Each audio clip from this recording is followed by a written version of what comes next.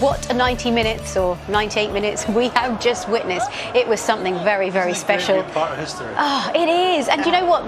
The fans are still here behind us, and this stadium is still bouncing, Graham, isn't it?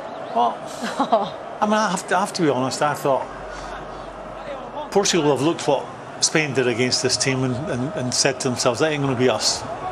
You know, we're going to get on the front foot. We've got better strikers. We will score goals against them. And once we do that, it could be an easy night. Well, they didn't do that.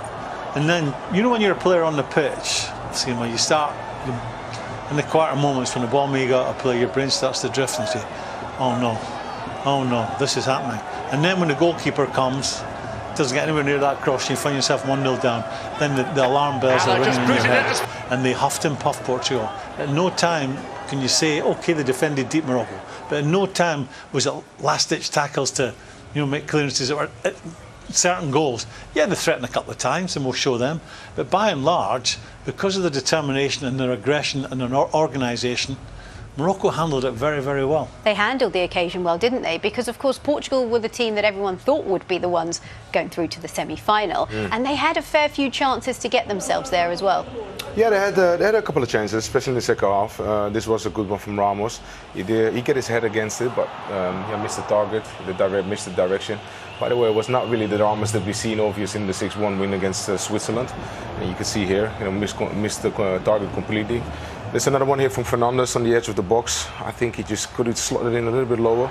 But again, the frustration. But it says also a little bit. I think it's the closing down there has made him lift it more than he wanted to. But that's, you know, we're talking about the resilience of Morocco. I think because they missed all these chances, and because they were so close every time when Portugal tried to pull the trigger on them, you know, and it makes them difficult. But they were closing down. That's the thing. They were closing down all the time. So that's why it was so hard for them. We've got a bird's eye view of every time they came near to the Moroccan goal. Yeah, they were sprinting at them, and they were making them hurry passes, making them hurry shots. Yeah. And you know, that doesn't come by accident. You know, you have to work on that. And they're reacting off each other. If one sprinted, didn't get there, the next one was out getting there. Yeah. That was a real lesson in how to close down and make life difficult for the opposition. Oh, yeah, even there with a free header almost at the end, you know, you have like a Moroccan defender hanging on Pepe, never making it like easy, and they're never almost in balance. So yeah, credit to Morocco, but also at times I feel maybe not the highest quality from Portugal's side, you know. No, I mean, I think they didn't have the day today. Well, it's not about having the day. It's about the fact that they have the qualities. But I think they were really complacent. You know, they were really complacent. They were thinking maybe in a slight way or a lightly way about thinking about Morocco. Yeah, okay, we overcome Morocco. And the approach was was not the same approach that we've seen against them against Switzerland. You know, the high energy, high octane, always pressing. But you've got to give Morocco credit. Don't you think that was a case of Morocco had a game plan which worked very well against Spain. We're just sitting there every time that the Portuguese get the ball, we'll be back in numbers, and then that's already, it's okay to say that. But what generally happens if you're constantly bringing the team onto you, someone will go to sleep at a vital time. Well, none of them went to sleep at any vital times tonight. To a man, they're awake to every bit of danger. And they did it with so much determination and passion, and they were fighting for a cause. That was more than a football match to these guys. They were fighting for a cause tonight. They knew they had a real chance of making history tonight, and they've gone and done it. And they have gone and done it. I mean, they put in that real shift against Spain that we spoke about as well. But now, do you think that they will be a little bit fatigued and a little bit leggy going into the semi-final? How important is this recovery? You get tired when you lose. They'll find the energy. They'll be on a high for the next few days building up to the game. They'll be buzzing.